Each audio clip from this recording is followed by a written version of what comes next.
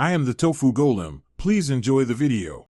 You start now. Shut the laptop down fully, unplug power, and remove any external drives. You do this to prevent shorts and data loss. Next, remove the main battery if your Pavilion has a removable pack, otherwise leave internal battery alone until screws are out. Use a small Phillips and spudger. Keep screws sorted in a container so you don't mix sizes. Once the panel screws are removed, lift the access cover gently from the hinge side to expose the internal bay. You'll now find the SSD quickly.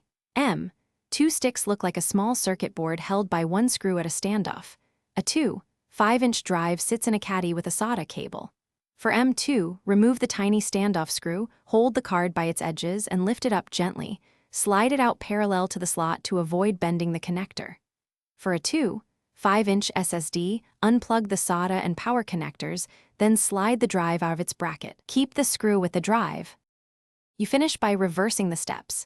Seat any replacement drive, secure the standoff screw for M2, or remount the 5-inch drive in its caddy and reconnect cables.